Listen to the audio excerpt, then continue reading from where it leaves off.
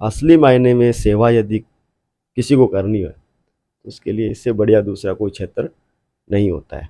मैं भी एक आम आदमी हूँ। किसानी मैंने खुद ने की है, मजदूरी मैंने की है। सब मन लगा के उनकी सेवा करेंगे, ये मैं वादा करता हूँ। आज पानी की इतनी बड़ी किल्लत है, कोई सुनने वाला नहीं है। गाँवों के जो लोग हैं वो पानी का टैंकर लेके आते हैं। महिलाएं सर पे पानी भरती, दिन में सुबह काम करती है, शाम को दोपहर में पानी भरती है, घर का भी काम करती है। कितना परेशान है। बिना सड़कों के भी रह सकते हैं, लेकिन बहुत सारे विषय ऐसे हैं जिनके बारे में बात होनी चाहिए।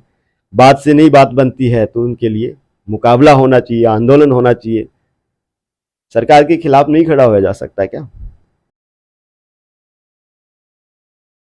नमस्कार दोस्तों, मैं अखिल कुमार और आप देख रहे हैं जिला न्यूज झुन्नू। आज हमारे बीच खास बातचीत को प्रोग्राम के अंदर राजेश जी दहिया पिलानी विधानसभा हूँ आज मौजूद हैं। आप उनकी पूरी जीवन शैली के बारे में बात करांगा और इनका जो राज है, जो वीडियो के माध्यम में बताने की कोशिश करूंगा। अहिया का राज है आज पिलानी विधानसभा में 70% जनता के बीच का मैं सिर्फ एक ही नाम चल रहा है कि राजेश जी दैया उनको के राज है पूरा उनको जानकारी लेने की कोशिश करांगा। सब पहले सर राम राम। राम राम भाई साहब, आपका बहुत बहुत धन्यवाद, बहुत बहुत स्वागत। मेरा नाम राजेश है। मेरा जन्म स्थान गांव डांगर है, जो रेलवे स्टेशन के पास में ही पड़ता है। और 2005 में मैंने एक संस्था की स्थापना की थी, शेखावाटी नाम से। उससे पहले की यदि बात करें तो मैं बहुत निम्न स्तर से उठ करके आया हूँ भाई साहब। मैंने मेहनत मजदूरी की है, सारे काम किए मैंने। अनाज मंडी में पल्लेदारी का काम भी किया है। सीमेंट फैक्ट्री होती थी अपने रिको में, वहाँ पे मैंने सीमेंट फैक्ट्री में काम किया है। पहले सीमेंट की ट्रेन आती थी जिसको रेक बोलते थे, वो खाली होती थी, वहाँ पे मैंने काम किया, मेहनत मजदूरी करके जहाँ तक हम पहुँचे हैं। 2005 में मैंने कोचिंग की स्थापना की। आप सब लोगों की दया से वो अच्छी चली, सेवा करने का मौका मिला। तो मैं तारकन पूछूं, एक टीचर लाइन में थे आगा हो फिलहाल, तो राजनीतिक का पड़ाव में क्यों आया और आया तो बीजेपी में क्यों आया थे? देखिए, असली मायने में सेवा यदि किसी को करनी है तो उसके लिए इससे बढ़िया दूसरा कोई क्षेत्र नहीं होता है। इसलिए मैंने ये क्षेत्र चुना। दूसरी बात, मैंने भाजपा को ही क्यों चुना?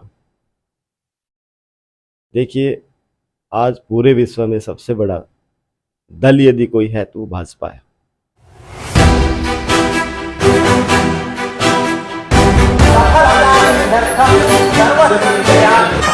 मुक्त मातृभूमि को नवीन प्राण चाहिए, नवीन पर्व के लिए नवीन प्राण चाहिए। भाजपा की विचारधारा हर किसी को समझ में नहीं आती है। जिसको समझ में आती है वो भाजपा में ही हो जाता है। भाजपा एक विचार है, भाजपा एक परिवार है। ये एक ऐसा रंग है, हर किसी पे चढ़ता नहीं, और जिस पे चढ़ जाता है उसका कभी उतरता नहीं। इसलिए मैंने भाजपा को चुना। तो मैं बात करूं कि ते बीजेपी हूँ, यदि टिकट का दावेदारी कर रहे हो, यदि टिकट ना मिली तो उनका बाद में क्या करोगा? देखिए, मैं एक कार्यकर्ता हूँ, पार्टी का पदाधिकारी हूँ। पार्टी ने मुझे जिला महामंत्री के जैसे पद पे छोटे से कार्यकर्ता को इतना बड़ा दायित्व दिया। पार्टी का बहुत बहुत आभार। और मैंने उस दायित्व के साथ न्याय किया है। मैं पार्टी के काम करता आ रहा हूँ, आगे भी करता रहूँगा। पार्टी मुझे टिकट देती है, नहीं देती है, कोई फर्क नहीं पड़ता है, मुझे पार्टी के लिए काम करना है। आज तक मैंने पार्टी के लिए पसीना बहाया है। आगे भी जरूरत पड़ी तो मैं खून बहाने के लिए भी तैयार हूँ, पार्टी के साथ पसीना की रहूँगा। तो मैं देखी कि जड़े भी जाओ तारो नाम आप, या तो मैं कैसे कहा कि ते मेहनत बहुत कर रहे हो फील्ड के अंदर जनता को मिलना, तो मेहनत की तो मैं खुद कैसे कहा कि ते मेहनत बहुत तगड़ी मेहनत कर रहे हो। बिल्कुल पार्टी के लिए काम करेंगे। और यदि पार्टी प्रत्याशी बनाए ना बनाए कोई फर्क नहीं पड़ता, जैसे पार्टी के लिए काम करना है। प्रत्याशी बनाएगी तो बहुत अच्छी बात है, नहीं बनाएगी पार्टी के साथ रहे, अलग ढाणी नहीं बनाएंगे, पार्टी के साथ रहेंगे। यदि टिकट मिल के यदि पिलानी विधानसभा जीत रहा हो तो जनता ने अहिया को के राहत के प्लान है कि तारा कि जनता ने बहुत सुकून मिले, आराम मिले और बहुत सुविधा मिले लोगों। देखिए, मैं भी एक आम आदमी हूँ। किसानी मैंने खुद ने की है, मजदूरी मैंने की है, तो हर एक चीज़ से मैं वाकिफ़ हूँ कि एक आम आदमी को कहाँ कहाँ समस्याएं आती है। सबसे पहली बात तो मैं ये बता दूं, कोई आम व्यक्ति किसी ऑफिस में जाने से कतराता है कि मेरा ये काम है, फलां ऑफिस में मुझे जाना है, तो किसी व्यक्ति को देखना पड़ता है, उसे सीधा वो ऑफिस में जा ही नहीं सकता। मेरे आने के बाद मुझे यदि अवसर मिला, आम व्यक्ति किसी भी ऑफिस में जाएगा, निसंकोच जाएगा, और मेरा प्रयास रहेगा कि प्रशासनिक अधिकारी जितने भी ऑफिस हैं सब मन लगा के उनकी सेवा करेंगे, ये मैं वादा करता हूँ। दूसरा, जिस प्रकार से आप देख रहे हो माननीय गडकरी जी ने सड़कों का इस प्रकार का जाल बिछाया है, जो आप सारी चीज़ें सुगम हो गई हैं, उसकी कॉपी करने के लिए प्रदेश की कांग्रेस सरकार ने गांवों में सड़कें बनाना शुरू किया है। लेकिन केवल सड़कें बनाना हमारा विकास तो नहीं है ना।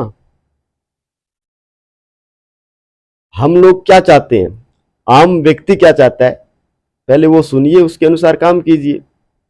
आज पानी की इतनी बड़ी किल्लत है, कोई सुनने वाला नहीं है। गांवों के जो लोग हैं वो पानी का टैंकर लेके आते हैं, महिलाएं सर पे पानी भरती, दिन में सुबह काम करती है, शाम को दोपहर में पानी भरती है, घर का भी काम करती है। कितना परेशान है, कोई देखने वाला नहीं है। बिजली की बात करें,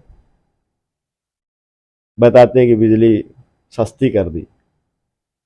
पहली बात तो मैं बता दूं, बिजली आती कहाँ है। दूसरी बात, आप बिल उठा के देखिए, जब से घोषणा ये है, उस घोषणा से पहले का बिल देख लीजिए, उसके बाद का देख लीजिए, कहाँ कम हुआ है, हमें तो समझ में आ नहीं रहा। इब बात करूं तारे समाज की, तो तार समाज में के तन प्रोत्साहन मिलो है या फिर समाज खातर ते के कुछ करियो है विनय? देखिए, वैसे तो मैं जाति वगैरह के पक्ष में नहीं रहता हूँ। मेरे लिए सब समान है। आदमी का एक स्तर होता है, उस स्तर के बाद कोई जाति विशेष, समाज विशेष उसके लिए लागू नहीं होना चाहिए। सर्व समाज का ही व्यक्ति होना चाहिए और सर्व समाज की ही उसकी भावना होनी चाहिए। फिर भी यदि समाज की बात करें, इसके साथ साथ मैं ये भी बता दूं कि केवल मेरे समाज की नहीं बता रहा हूँ, मैं सर्व समाज की बता रहा हूँ कि जब से मैंने संस्था की स्थापना की, किसी भी समाज का कोई भी व्यक्ति आके मेरे को बोला है कि भाई साहब हमारे पास फीस नहीं है देने के लिए, तो मैंने बिना फीस के बहुत सारी संख्या ऐसी है जिनको मैंने पढ़ाया है। जिसने जितना दिया उतना मैंने लिया। जहाँ कहीं मेरे को उन्होंने मदद के लिए पुकारा, मैंने मदद की। किसी भी गांव से किसी विद्यार्थी ने मेरे पास फ़ोन किया कि गुरुजी मैं फलाने स्कूल में पढ़ रहा हूँ और मेरे पास फीस नहीं है, तो मैंने कुछ स्कूल वाले से बात करके कम करवाई है, कुछ मैंने दी है। इस प्रकार से हमने उस बच्चे की मदद की है। इस प्रकार के बहुत सारे उदाहरण हैं। मेरे समाज की यदि बात करें, टोटल तो आज तक 3,500 से ऊपर विद्यार्थी मेरे यहाँ से पढ़ करके देश की सेवा में हैं। उसमें से मेरे समाज की भी संख्या कम नहीं है, लगभग 60-70 के आसपास ऐसे विद्यार्थी हैं, ऐसे बच्चे हैं जो मेरे यहाँ से पढ़ने के बाद नौकरी लगे हैं।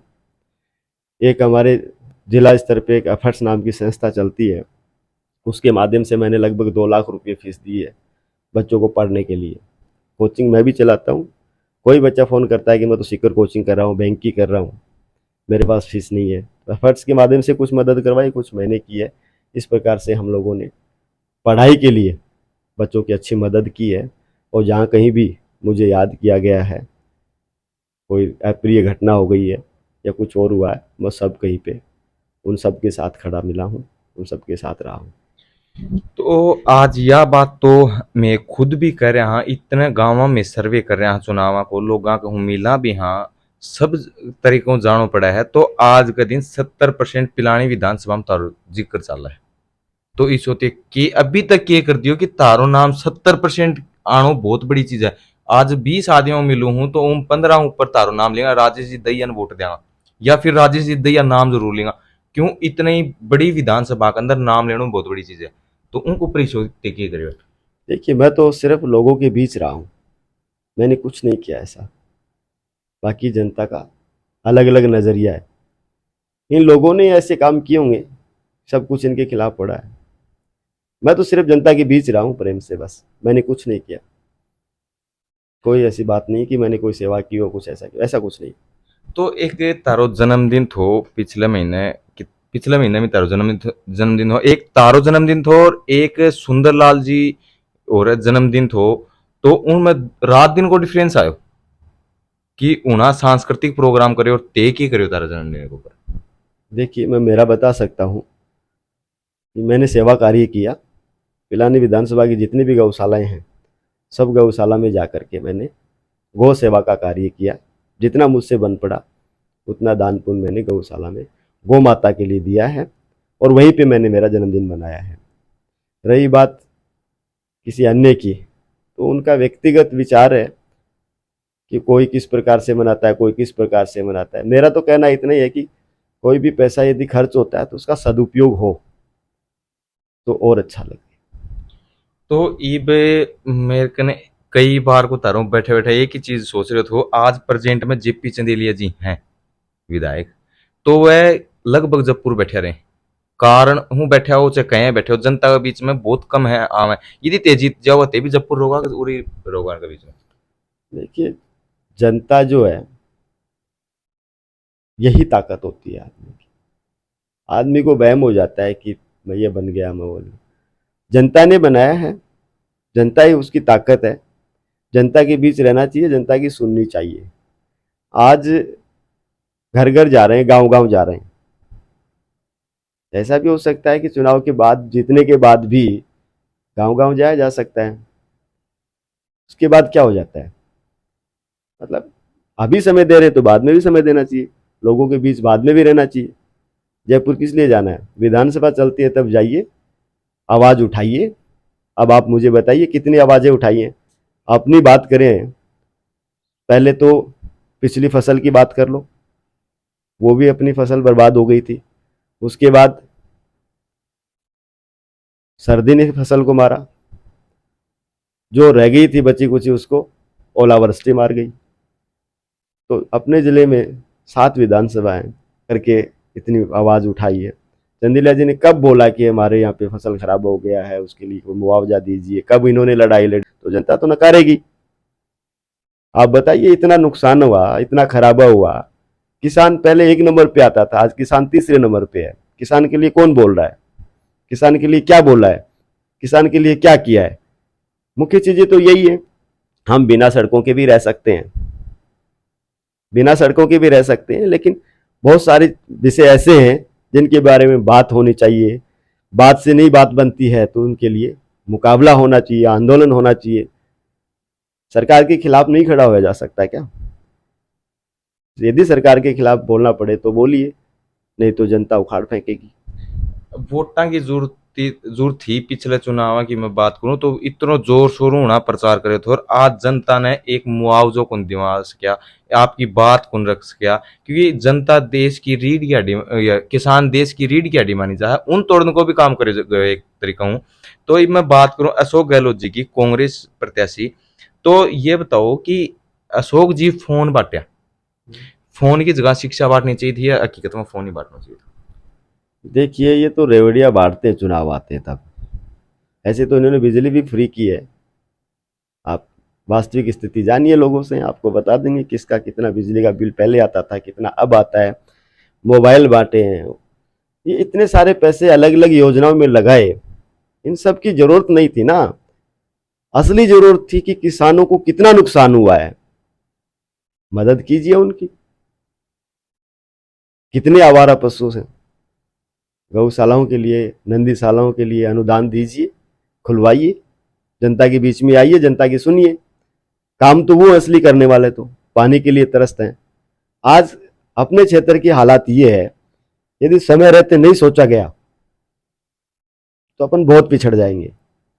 कृषि प्रधान है और कोई उद्योग धंधा नहीं है अपने क्षेत्र में, सब कृषि पे आधारित है। अब खेतों में पानी रहा ही नहीं, किसान क्या करेगा आप बताइए? ये तो खुदकुशी करे, क्या करेंगे? क्या नहीं भाई, मजदूरी जाना पड़ा वो भी कंपनियां कर तो दूसरे। समय रहते खेतों में पानी कैसे आए? इसके लिए जरूर सोचना चाहिए, हर हाल में सोचना चाहिए, और जिस हद तक जाना पड़े मेरा मानना जाना चाहिए। मुझे मौका मिलता है मैं ये सब चीज़ें उठाऊंगा, पुरजोर तरीके से उठाऊंगा, और जहां तक जाना पड़े मैं जाऊंगा। तो मैं तारकन सवाल पूछूं, उनको जवाब कौन दियो कि फोन बांटना चाहिए या फिर शिक्षा? वही मैंने बताया ना, नहीं ये नहीं फोन ही, केवल फोन ही नहीं ना, फोन जैसी और बहुत सारी योजनाएं, आपने केवल एक फोन को चुना है, फोन जैसी और बहुत सारी योजनाएं इन्होंने चलाई, सबको बंद कर दीजिए, किसी की जरूरत नहीं है। हमें जरूरत पानी की है, हमारे खेतों में पानी आए, हमें पीने के लिए पानी मिले, अच्छी शिक्षा मिले, अच्छी चिकित्सा मिले, हमारे आवारा पशुओं का कोई समाधान हो, ये चीजें हमें जरूरत है, फोन की जरूरत कौन है? नहीं है उनकी जरूरत। तो दूसरी मैं बात करूं कि अशोक गहलोत जी फूड पैकेट बांटे हैं कि गरीब स्तर का जो लोग हैं चयनित में ही उन्हें थोड़ी रियायत मिला है। आज 3.25 किलो वजन को एक पैकेट बनाया गयो, 2.5 किलो 3 किलो ऊपर वजन को नहीं घोटालो। दूसरी चीज मैं बात करूं कि अंदर जो प्रोडक्ट है, लूण है, हल्दी है, मिर्च है, तेल है। आज मैं मिर्च को मेरे चैनल के ऊपर वीडियो भी देख सको, दर्शकान सभी ने बता दूं कि मेरे चैनल के ऊपर वीडियो देख सको, बेरी गांव पिलानी विधानसभा के अंदर को बनाए दो, मिर्च की ऐसी क्वालिटी बांट रहे हैं कि ना तो खासकर ना बगास कर, खा ले तो बीमार है, फिर वही घोटालो। तो कांग्रेस सरकार में ही घोटाला सबसे ज्यादा क्यों हूं मैं? देखो, यहां पे तुम्हारे खेत से पैसे नहीं बन रहे हैं, वो देखो चांद है, उस पे मैं तुम्हें खेत दूंगा।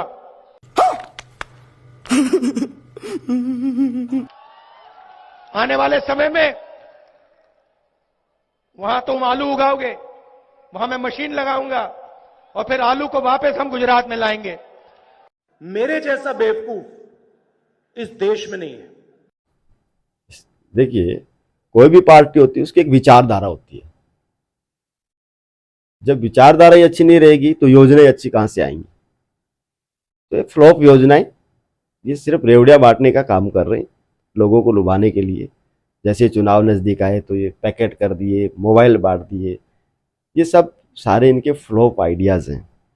जैसा कि आपने तो भी 4.5 साल बाद में करे, पहले भी कर सका, कुछ पहले भी कर सकते थे, जैसा कि आपने बताया, अभी खोल के देखा तो उसमें क्वालिटी सही नहीं थी। ठीक है, तो ये सब फ्लॉप आइडियाज हैं, इससे कुछ होना जाना है नहीं। जनता सब जानती है, सब समझ चुकी है, अभी परिवर्तन आना है, भारतीय जनता पार्टी की सरकार बननी है, और माननीय मोदी जी के नेतृत्व में देश बहुत आगे बढ़ रहा है, और इतना विकास करेगा कि आप खुद देख करके बोलोगे कि सब कुछ भाजपा में ही है, और हो जाएगा आगे। तो वीडियो ज्यादा से ज्यादा शेयर जरूर करियो, कमेंट करके आज जरूर बताओ कि राजस्थान में अब की बार बीजेपी आनी चाहिए या कांग्रेस।